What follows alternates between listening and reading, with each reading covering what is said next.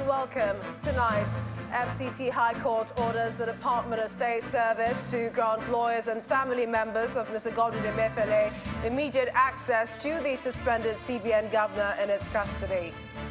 PDP presents star witness at the Presidential Election Petition Tribunal, questions refusal of INEC to transmit results to the IREF portal in real time as stipulated in the new Electoral Act. Four more West African countries of Côte d'Ivoire, Liberia, Benin Republic and Guinea sign a deal to join ongoing gas pipeline project from Nigeria to Morocco. On business news tonight, Central Bank of Nigeria confirms stance on FX access, says 43 banned items not entitled to forex in investors and exporters window. On sports news tonight, Super Falcons coach Randy Waldrum unveils final squad for next month's FIFA Women's World Cup in Australia and New Zealand. From Abuja, the nation's capital, the Nigeria Customs Service begins the destruction of 96 containers of illicit and expired drugs worth over 12 billion naira imported into the country. And in international news from London, drones and missiles have been launched against Kyiv just as African leaders arrive in Ukraine on a peace mission.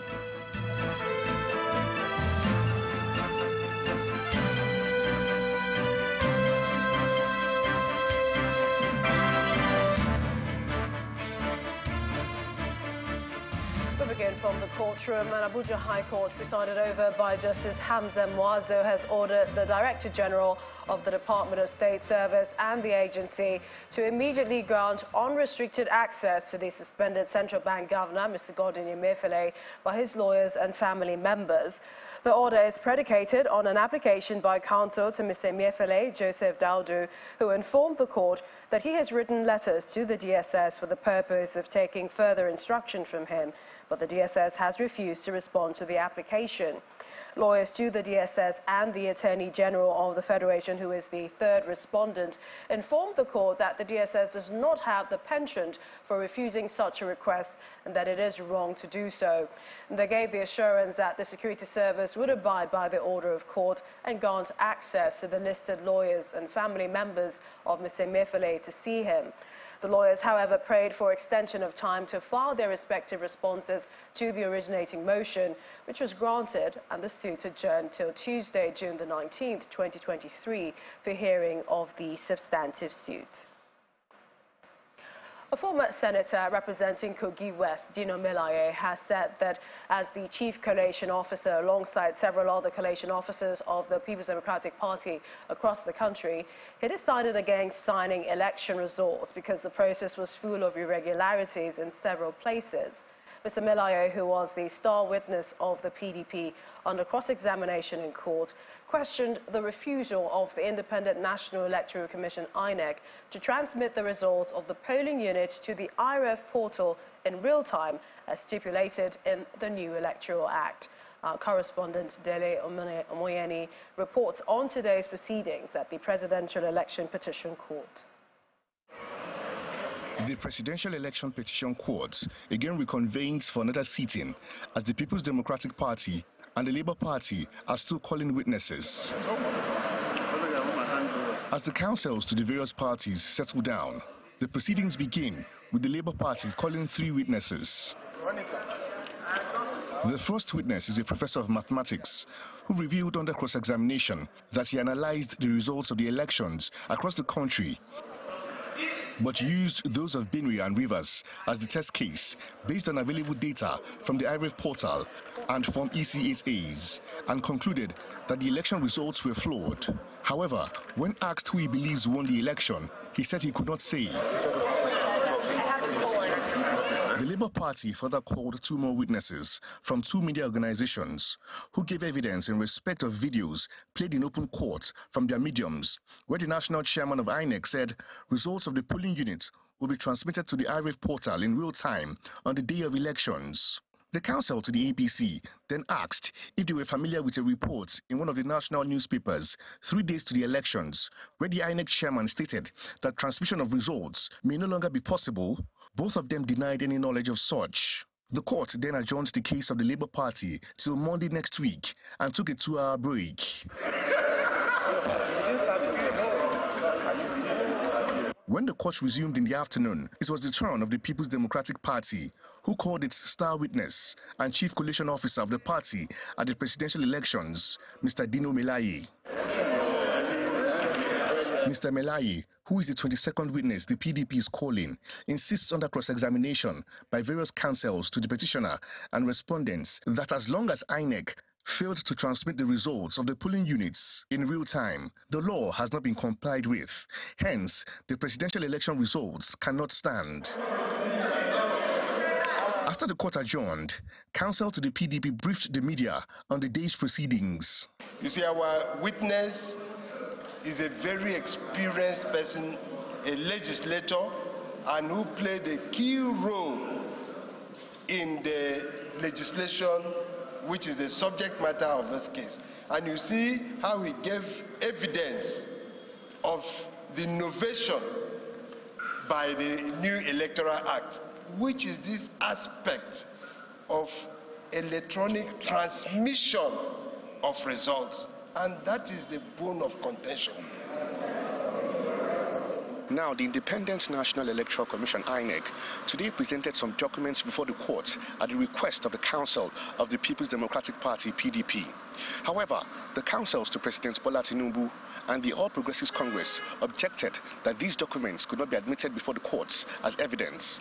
Even though the PDP says it requested for documents from 22 states from INEC, and INEC brought just 13 local governments from only Nasarawa State, a situation the PDP says is not tenable as it needs these documents to prove its case before the courts.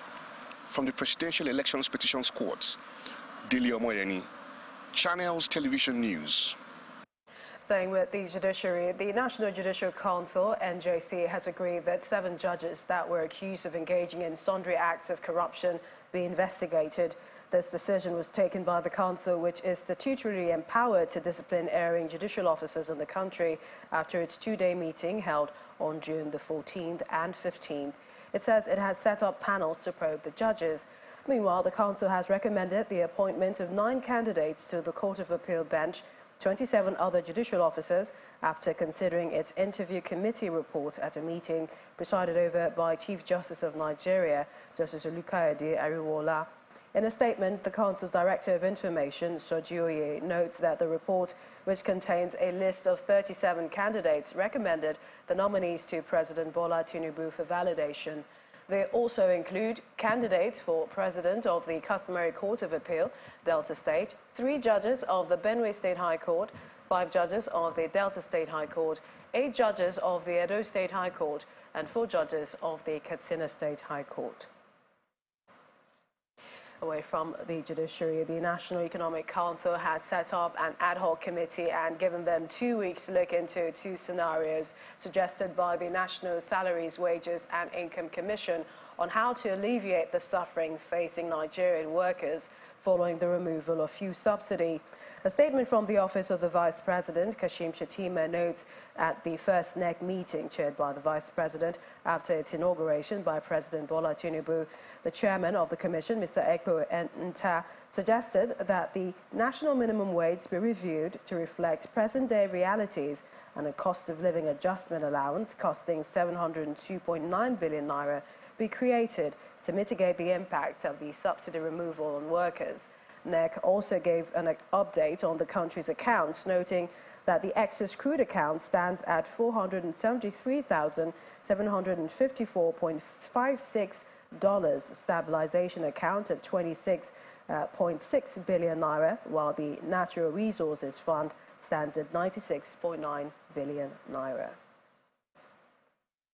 4 more West African countries, Côte d'Ivoire, Liberia, Benin Republic and Guinea, have signed memoranda of understanding to be part of the ongoing gas pipeline project from Nigeria to Morocco. The project, which intends to benefit 15 West African countries, now has the commitment of 12 ECOWAS member states. The Group Chief Executive Officer of the Nigerian National Petroleum Company Limited, Mr. Mele Kyari, made this disclosure at the Project Steering Committee meeting in Abuja. He says the project provides an opportunity for Nigeria to monetize her rich hydrocarbon resources. Members of the steering committee for the Nigeria-Morocco gas pipeline project are meeting at the conference room of the ECOWAS Secretariat in Abuja to sign a memorandum of understanding with 4 additional countries. The chair of ECOWAS and then the countries are Côte d'Ivoire, Liberia, Guinea, and Benin Republic. This is a clear demonstration of the commitment of the host government. Before putting pen to paper, the Chief Group Executive Officer of the NNPC Limited, Mr. Mele Kyari, underscores the importance of the project to the West African region.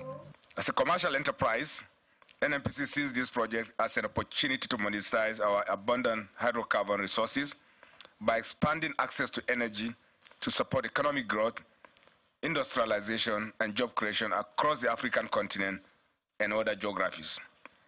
Our collective decisions and actions, guided by our shared visions, will extend far beyond gas supply to spur prosperity and economic integration between our nations.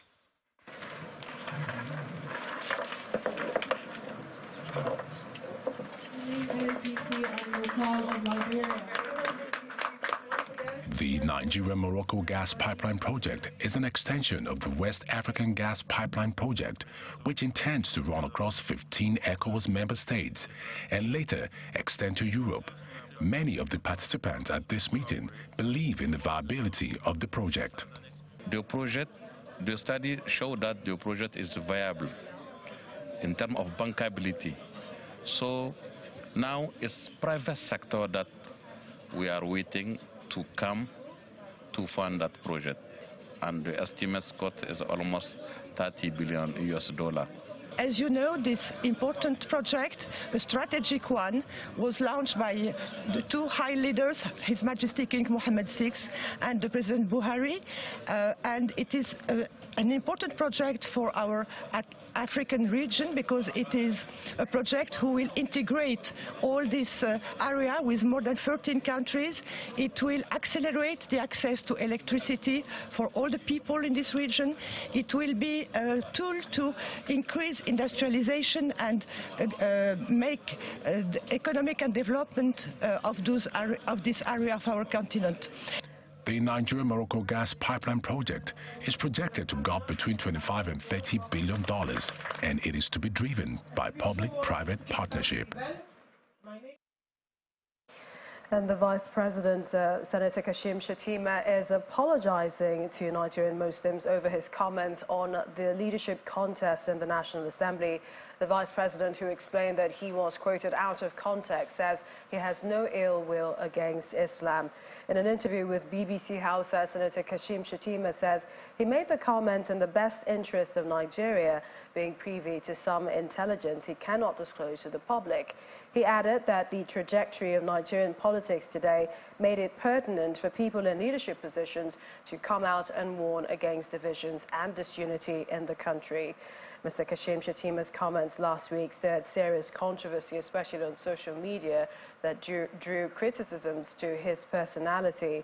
However, the Vice President assures that he is a true Muslim whose ancestors have been in Islam for long. In part 2, after the break, Nigeria receives over 1.5 million doses of pentavalent vaccines donated by the government of Indonesia to boost immunization drive in the country. That's in a moment. Please stay with us.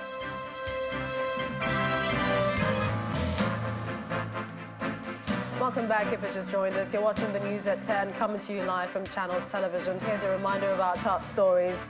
FCT High Court orders the Department of State Service to grant lawyers and family members of Mr. Godwin Emefiele immediate access to the suspended CBN governor in its custody.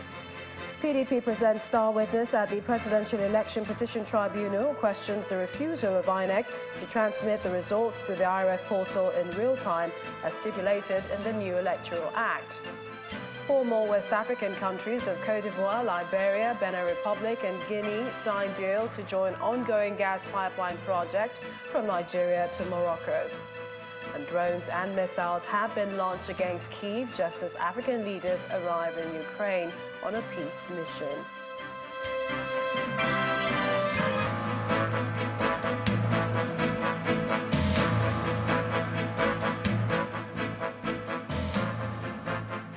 Powerful cabals in Abuja are at the center of oil theft in Nigeria. This is according to prominent Niger Delta activist Mr. Asari Dokubo, who, after a private meeting with President Bola Tinubu in his office, accused some members of the Nigerian military, especially the Nigerian Navy, of being behind 99% of oil theft in the country.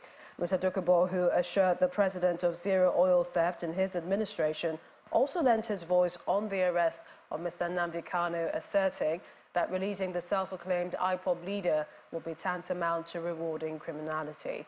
Our State House correspondent Gloria Mezuke reports. Days after President Bola Tinubu promised to put a halt to crude oil theft in the country, he meets with prominent Niger Delta activists Mr. Asari Dokubo at the State House. It is the activists' first meeting with the president and a grand opportunity to open up on the challenge of crude oil theft. 99% of oil theft can be traced to the Nigerian military, the Army and the Navy especially. The Army and the Navy intimidate the civil defense, who are by status the people who are supposed to guard these pipelines. And there are notorious naval commanders who are known to be kingpins of these bunkering activities. Even if they give 1 billion contracts to everybody in the Niger Delta, because these military men are armed from the Army and the Navy, nothing will happen. The president has promised to take decisive action to make sure that this does not continue. They have migrated from the pipeline and have gone directly to the oil wellheads. They set up haphazard facilities they call local refinery, artisan refinery. This is crime against humanity. The direct accusation by the Niger Delta leader appears to correlate with revelations in 2022 by the group CEO of NNPCL, Mr. Mili Kyari, who had pointed fingers at security agencies and government officials, among others, for their complicity. The people doing the bunkering are not our people, because they cannot bring those big supercargo ships, vessels that are almost the size of this villa. They don't have the resources. There are powerful cabals, far more stronger, who think they are far more stronger. But they've made their match. And their match is President Bola Tinubu. He is going to bring all of them. He's going to expose all of them. And many people will be marching to Kuje and Krikri prison. On insecurity in the country, Mr. Dokubo again reacts to the arrest of self-acclaimed IPOB leader Nnamdi Kanu. This is a criminal. He should face the law. What of the people who have died by... as I'm talking, Nnamdi Kanu does not have any control over what is happening in the southeast. Simeon Ekpa had come out pretending that he's with Nnamdi Kanu. He has actually plotted a coup against Nnamdi Kanu to take over the leadership of IPOB. That is the truth of the matter. So releasing Nnamdi Kanu is rewarding criminality and rewarding gruesome murder of innocent people. President Bola Tinubu has had a significant number of visitors during the week, wrapped it up with the visit of former governor of Zamfara State, Mr. Bello Matawale, and Africa's business tycoon, Mr. Aliko Dangote, who chose to reschedule a briefing on his visit till next week. From the presidential villa, Gloria Umezuke, Channels Television News. Well, in a swift reaction to the alleged military involvement in oil theft, the Nigerian Navy has described Asare Dokubo's accusations as spurious and unfortunate. Speaking to our defense correspondent via telephone, the Navy Director of Public Relations, Commodore Adedotun Ayovan, challenged Mr. Dokubo to mention the names of those he claims are involved in the act within the military. He says Dokubo is only trying to court the favor of President Bola Tinubu and nothing more. The Navy spokesman says the Nigerian Navy has, through its Operation Dakata Dabarawo, recorded tremendous successes in the fight against oil theft in the Niger Delta region. He adds that the recent arrest of a ship, Herik Edu, that entered Nigeria illegally, and the court fines the owner of the ship were made to pay, among other accomplishments, demonstrates the will of the Nigerian Navy to fight crude oil theft in the country. And as part of its mandate to help the transition process of military retirees, the Nigerian Armed Forces Resettlement Center has graduated over 700 officers after an intensive 6 months training on entrepreneurship and management courses. The Chief of Air Staff, Air Marshal Oladayo Omao, who was special guest of honor at the graduation ceremony, challenged the graduates to be mindful of the many challenges associated with post-service life. Well, we go to health matters now. As part of enhancing the nation's immunization drive, Nigeria has received 1,508,000 doses of pentavalent vaccines donated by the government of Indonesia. The pentavalent vaccine is designed to protect children against major childhood diseases such as diphtheria, tetanus, pertussis, hepatitis B, and Haemophilus influenza type B. The Executive Director of the National Primary Healthcare Development Agency, Dr. Faisal Shuaib, received the vaccines in Abuja on behalf of the federal government. The nation's health sector receives a boost as the Indonesian government donates 1,580,000 doses of life-saving pentavalent vaccines to support Nigeria's routine immunization program. The pentavalent vaccine is a critical tool for protecting children against 5 major childhood diseases: diphtheria, tetanus, pertussis, hepatitis B, and Haemophilus influenza type B. Is the pentavalent vaccine in order to guard against disease including diphtheria, pertussis, tetanus, hepatitis B.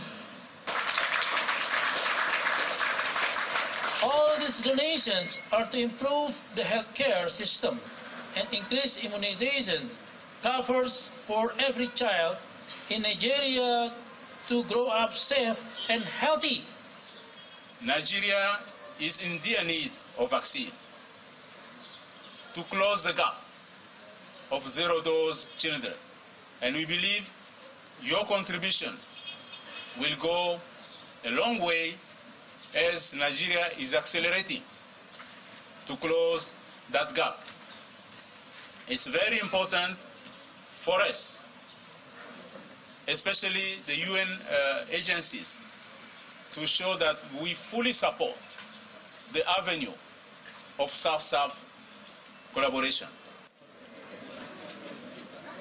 The National Primary Healthcare Development Agency received the vaccines on behalf of the federal government, and the Executive Director of the agency, Dr. Faisal Shuaib, believes such international cooperation will further protect the health and well-being of Nigerian children.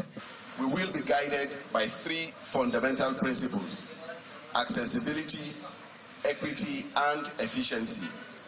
We firmly believe that every child, regardless of their background or geographic location, should have equitable access to these life-saving vaccines. We will leave no child behind. The agency is promising that it will continue to be guided by the principles of accessibility, equity, and efficiency, and believes that every child, regardless of their background or geographic location, should have equitable access to these life-saving vaccines.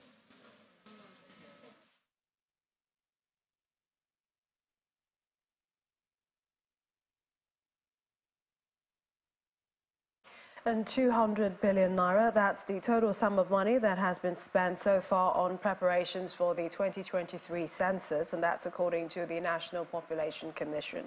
The Director of Public Affairs in the Commission, Mr. Isiaka Yahaya, stated this at a meeting with journalists in Abuja, explaining that the money was spent since 2014, when preparations for the 2023 census actually began. According to him, no new date has been set for the 2023 census. The Commission opted to conduct a digital census deploying technology on a massive scale. In a country struggling with acute infrastructural deficit, this massive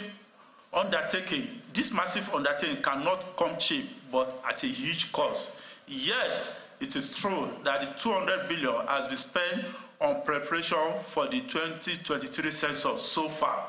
However, this fund was not expended in the last few weeks, months, or year, but rather since 2014, when preparations for the 2023 census actually began.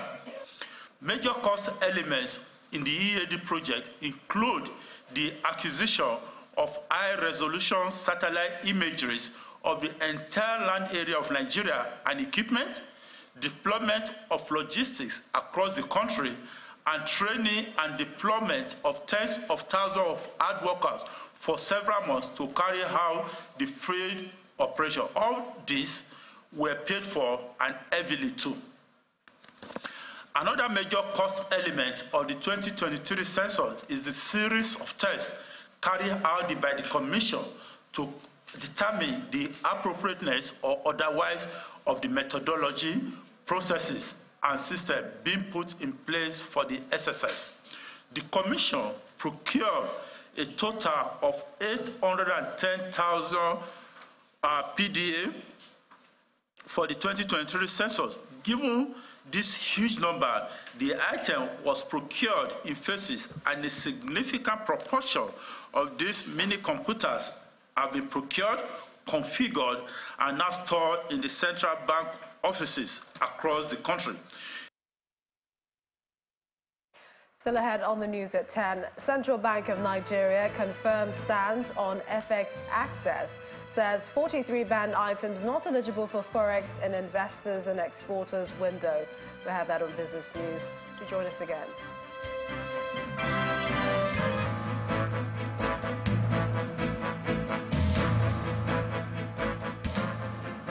Time now to hand you over to my colleague in Abuja, Linda Kigwe. Linda, it's good to see you. It looks like we are color compliant this Friday. Hello, Millicent. Good to see you too. And 4 days after the tragic boat mishap that occurred in Egboti community in Patigi local government area of Kwara State, the boat wreckage has now been removed from the river. The operation, which took about 4 hours, was near impossible to achieve initially until additional manpower was provided. The village is about 25 minutes walk to Egboti community, where more than 106 persons drowned in the unfortunate boat accident. Both communities are only accessible by water, as there are no access roads linking them. Efforts to remove the boat wreckage by men from Egboti and Ebu villages began around 9 a.m. and by midday the task was still uncompleted, as the initial 2 boats hired for the task were inadequate due to the weight of the wreckage underwater.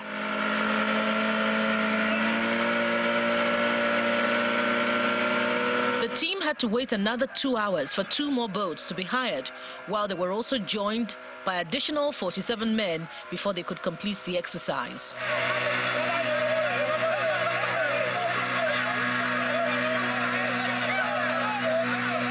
This man who survived the accident lost a wife and 2 children.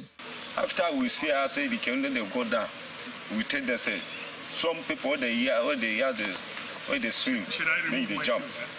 Make they jump. So that they jump, you know they go down. You can they go down.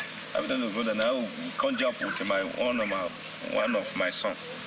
We jump with suffer. We reach here, go to the airport. I carry one. So now my son with my daughter, two don't go. My wife don't go. A member of the rescue team advocates for the provision of life jackets and proper monitoring of passengers who travel regularly via the waterways. The major factor is if there will be an assistance from government by providing life jackets to the riverine areas, creating some task force that may regulate the number of loads or people carried during the journey. I think it may likely minimize this kind of incidents. This young man standing some distance from the riverbank has been identified as the groom from whose wedding ceremony the travelers in the boat mishap incident were returning. He declined all interview requests. Families of victims and survivors of the boat mishap are still in great shock and may need post-trauma counseling and therapy. Amid their mourning, they have, however, found strength to reiterate calls for the federal government to provide road infrastructure that will link the neighboring communities so as to prevent a reoccurrence. The Nigerian Customs Service has commenced the destruction of 96 containers of illicit and expired drugs worth over 12 billion naira. Speaking with journalists during the exercise in the Ekpe area of Lagos, the Assistant Controller General of Customs in charge of enforcement, investigation and inspection, Adonye Dakpa Williams, said that the seizure, totaling 16 types of illicit and expired drugs, has gone through court condemnation.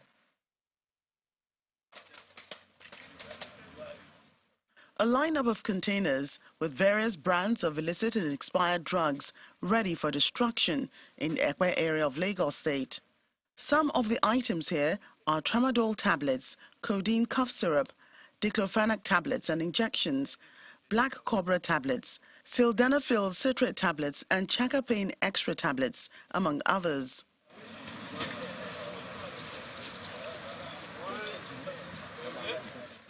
Assistant Controller General of Customs in charge of enforcement, investigation and inspection, Adonye Dakpa Williams, flags off the exercise. He explains the criteria for choosing the products that get to this stage, with many failing to meet statutory import guidelines. There is guideline, importation of pharmaceutical products are restricted to very few ports. And that is why the center of destruction has always been Lagos. It's restricted, it cannot come in from any port of call. Purely restricted. And that is why all our destruction have taken place in Lagos.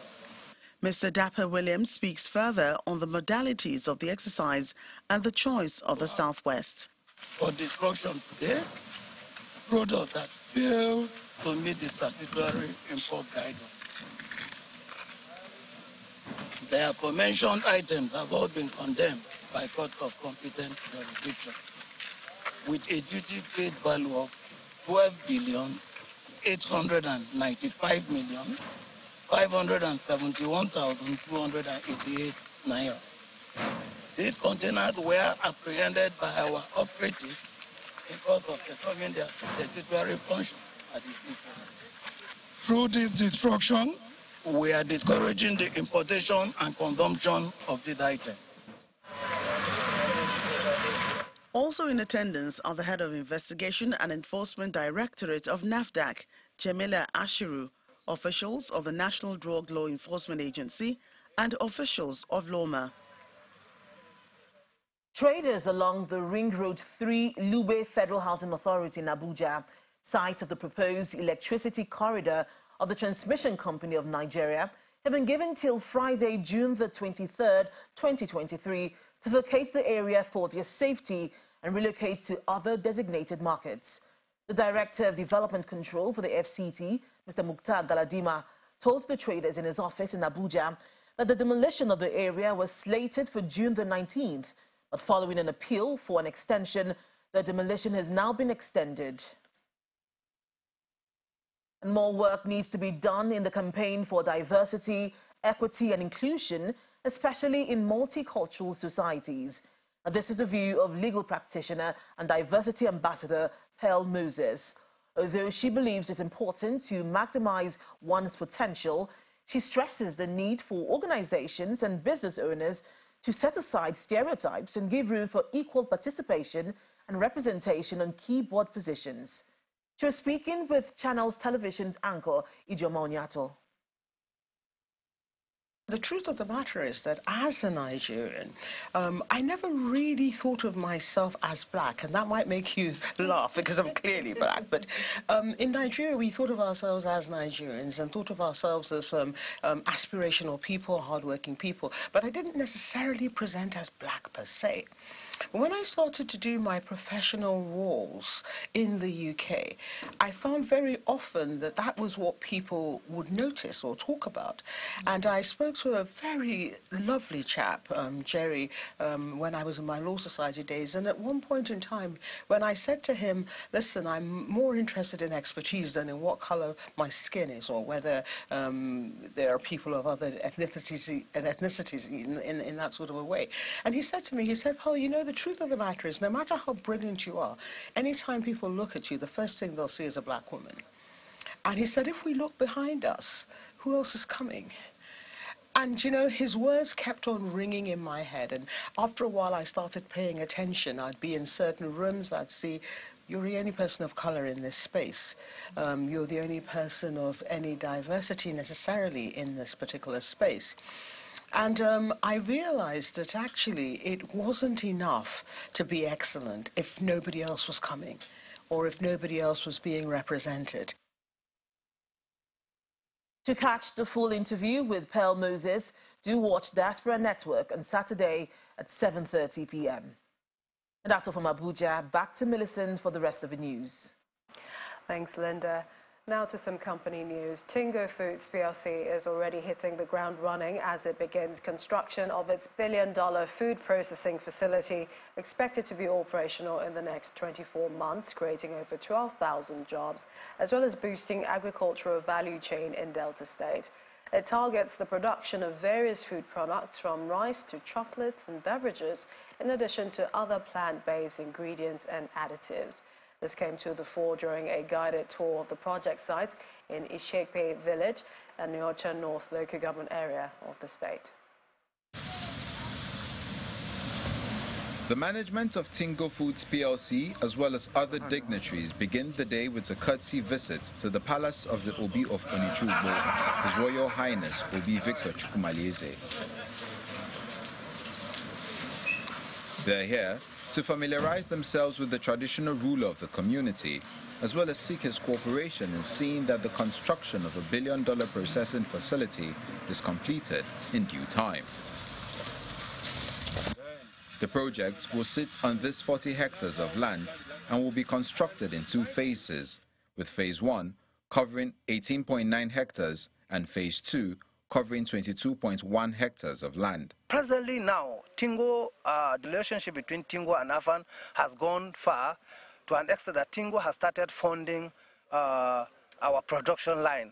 Leading the crew on a tour of the pictures of the proposed structures, the project contractor, Mr. Tude Remoye, explains how the whole facility will function. In the next 24 months, that is the area view of the proposed factory, as you can see. This is the rice mill factory. This is the front view. We have the cereal factory also. Highlighting the importance and impact of the project, the Permanent Secretary, Ministry of Agriculture, who was represented by a director in the ministry, says the project aligns with the vision of government in promoting and sustaining food security. This project will encourage other investors to come into the industry, to invest especially in agro-based production, because that's what is going to rule the world.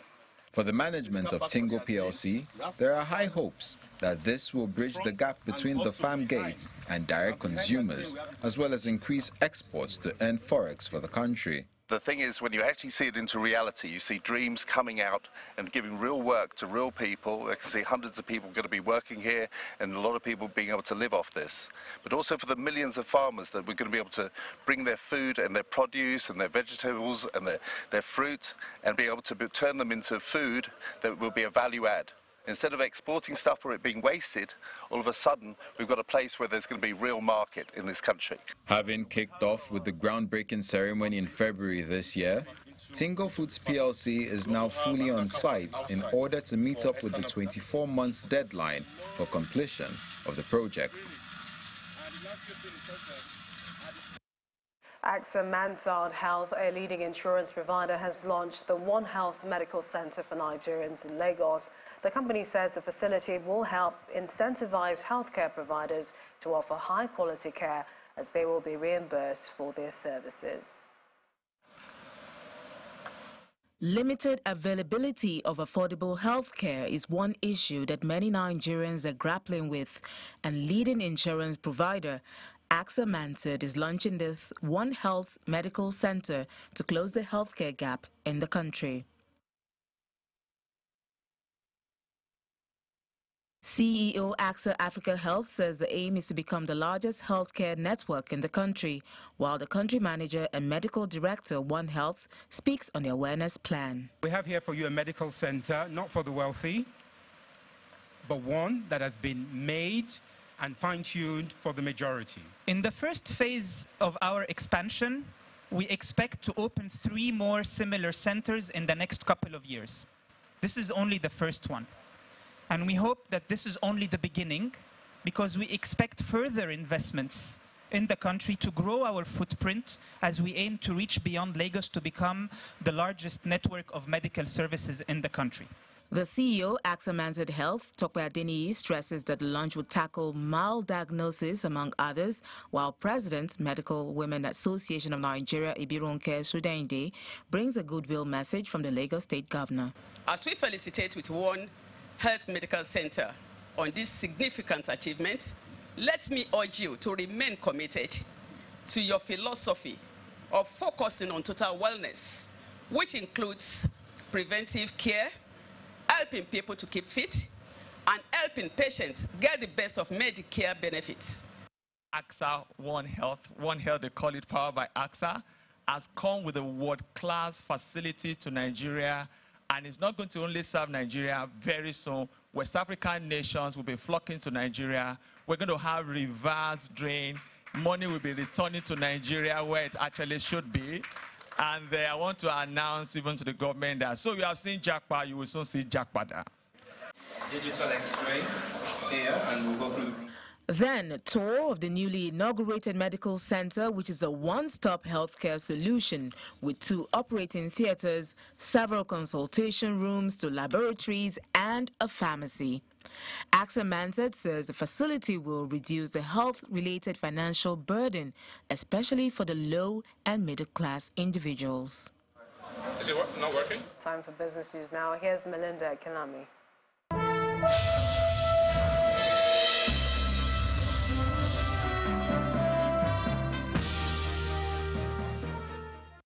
Many thanks, Millicent. Welcome to Business News. The Central Bank of Nigeria has confirmed its stance on FX access regarding 43 banned items introduced under the leadership of Mr. Godwin Emefiele. According to information on the CBN's website, the 43 items are not permitted to be funded from the investors and exporters I&E window.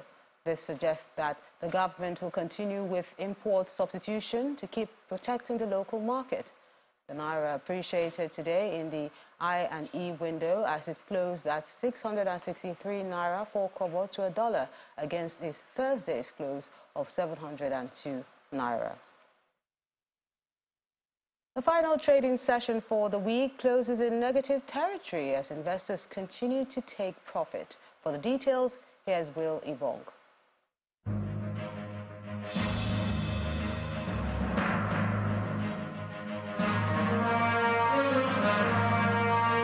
Welcome to the stock market report, and as expected, the market closed in the red today.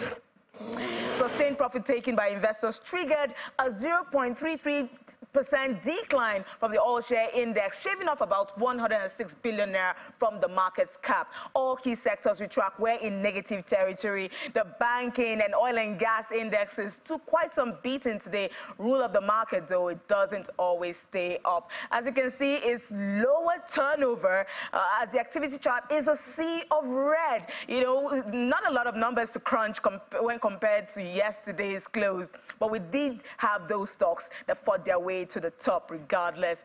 Coronation Insurance was up today 10%, closed at 66 kobo, followed closely by FTN Cocoa Processing. It's been a fantastic run for equities this week at the NGX. Let's hope it doesn't get bloody next week. And that's the stock market report for today. I'm Will Ibam. That's business news. It's back to you, Millicent. Thanks, Melinda. And President Vladimir Putin has confirmed the movement of the first batch of tactical nuclear weapons to Belarus. Speaking at an economic forum, Mr. Putin said they would only be used if Russia's territory or state is threatened. It's Haman Putin with other international stories and around the world in 5. Good evening and welcome to the channel's studios here in London with your international news around the world in 5. Drones and missiles have been launched against Kyiv just as African leaders arrive in Ukraine on a peace mission. The African delegation from 7 countries, including leaders from South Africa, Senegal and Egypt, arrived in Kyiv earlier to begin what's been touted as a peace mission. They then went to the city of Abuja, where Ukrainian authorities say more than 1,400 people died during Russia's occupation, including 37 children. They later met President Volodymyr Zelensky in the capital before heading to Russia tomorrow. The group has agreed to engage with Zelensky and Mr. Putin on a ceasefire and lasting peace. The initiative comes just as Kyiv launches its counter-offensive against the Russian invasion and fighting intensifies, making a ceasefire or deal look unlikely in the short term.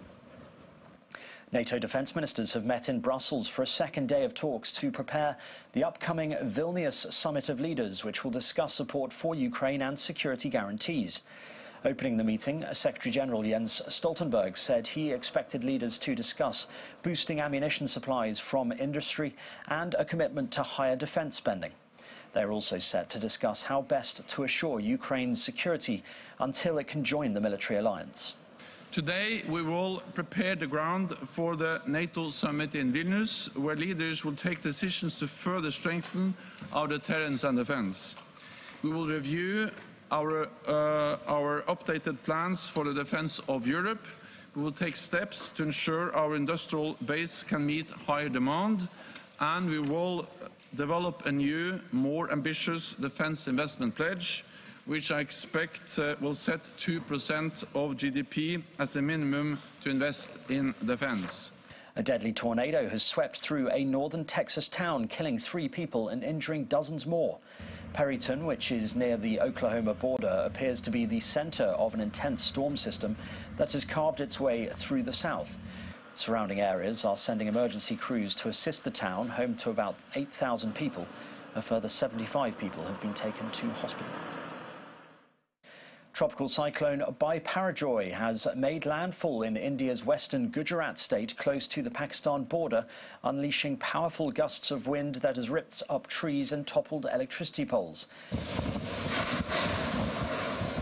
At landfall, Biparjoy was equivalent to a strong tropical storm with winds of 65 miles per hour. As it moves slowly inland, the winds and storm surge threats are expected to diminish, with flooding becoming the most significant impact for millions of people over the next 48 hours. Heavy rainfall warnings are expected to remain in place for the northwest of India until the end of Saturday. Finland's far-right Finns Party has agreed to enter a coalition government with the centre-right National Coalition Party and 2 other groups. The party, which secured second place in April's election, had sought drastic cuts to immigration during talks.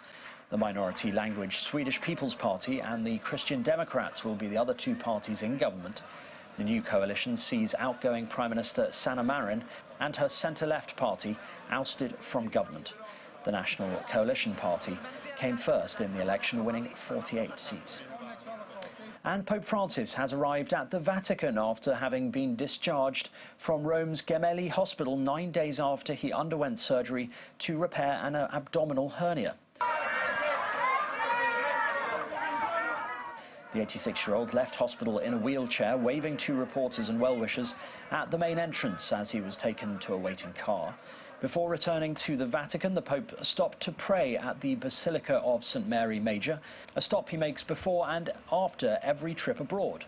Francis travels to Portugal at the start of August and Mongolia at the end of that month.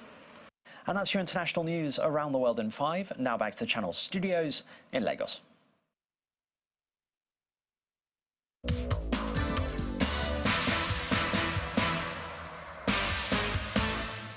Many thanks, Simon. Welcome to Sports News. Super Falcons head coach Randy Waldrum has listed UEFA Women's Champions League winner Azizat Oshola, Rashidat Ajibade and history-making captain Onome Ebi in his final squad for this year's FIFA Women's World Cup in Australia and New Zealand. The final list includes 3 goalkeepers, 7 defenders, 6 midfielders and 7 strikers. Super Eagles forward Samuel Chukwueze is appealing to the Confederation of African Football to ensure only playable pitches are approved to host AFCON qualifiers as the 3-time African champions prepare to face Sierra Leone in Monrovia on Sunday. With 9 points from 4 games, Nigeria are currently second in Group A of the qualifiers, a point behind Guinea-Bissau, and Chukwueze is confident they will get the job done come Sunday. Belgium coach Domenico Tedesco admits that he is very surprised by the way star striker Romelu Lukaku was criticised after losing the Champions League final. Belgium returned to training ahead of the European Championship qualifier against Austria on Saturday, in which they will miss Kevin De Bruyne, Champions League winner. And that's Sports News. I'm Ayo Tunde Balogun. It's back to you, Millicent.